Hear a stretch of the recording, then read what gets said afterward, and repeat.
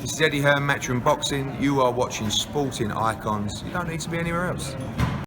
Right, so first of all, before we get into this video, a huge shout out to my man over there at Ring IQ, Mr. Sherlock Julius Holmes there, for the superb investigative work.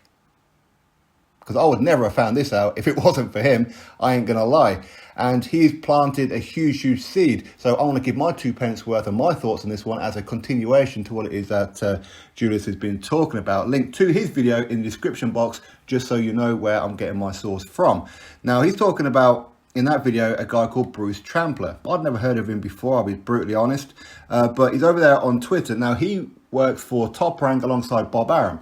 Top Rank, of course, are Tyson Fury's US-based promoters. They're the ones who've been front and centre with this whole arbitration case with Wilder and Fury. Well, Bruce Trampler, he was having a conversation with somebody, I don't know who it was, going backwards and forwards about a Sean Porter and Terence Crawford fight, saying how it's unlikely that these guys want to have a fight because they're good friends, yada, yada, yada. And somebody put forward a date in July.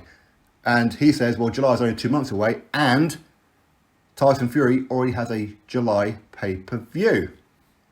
So what's interesting about that? Well, he said that only a few days ago on May the 15th. Bear with me. So May the 15th, he says this. May the 16th, the very next day, Tyson Fury comes out on social media saying how the fight of Anthony Joshua is on. I can't wait to smash that big ugly dosser and yada, yada, yada, all that kind of stuff. Then the very next day, what happens? Well, it gets broken out that they've literally just made an announcement on that particular day that the arbitration case has been ruled in favour of Deontay Wilder. In other words, Fury, you're not going to be fighting Anthony Joshua. You have to fight Deontay Wilder in a third fight. Now, that happened at US time, mid-afternoon kind of time. For us here in the UK, it was very late evening. But US time, it was afternoon when the arbitrator ruled in Deontay Wilder's favour. That very same day, in the evening, Bob Arum confirms that they have in fact booked the Allegiant Stadium in Las Vegas for Fury Wilder Part 3. So he managed to book that event very quickly, within a matter of hours after finding out the arbitration ruling. That's a bit coincidental, isn't it? Very coincidental. So we'll go back to it again. May the 15th, Bruce Trampler says that Tyson Fury already has a pay-per-view date booked in July. Tyson Fury, the very next day, says he's going to be fighting Anthony Joshua.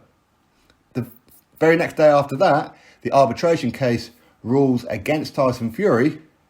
And on the very same day, a few hours later, Bob Arum books the Allegiant Stadium for, what is it that Bruce Trampler said? For a date in July the 24th. Coincidence? Did Tyson Fury, Bob Arum, Frank Warren even? Is it possible? Is it just a conspiracy?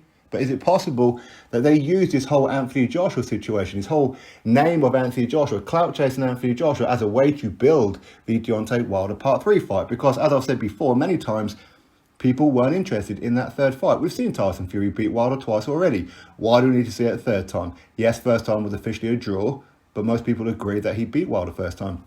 Certainly did comprehensively the second time round.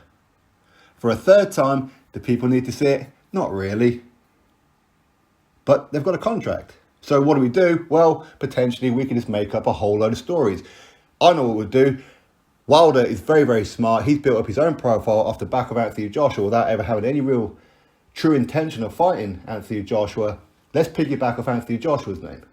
Let's build up the fight. I'm going to fight Anthony Joshua. We're going to make Eddie Hearn do all the donkey work, try and get all this money and that together, get the whole country, the whole world, eyes and ears on Tyson Fury, Anthony Joshua. Oh, and a minute, let's pull the plug. Well, why is the plug pulled?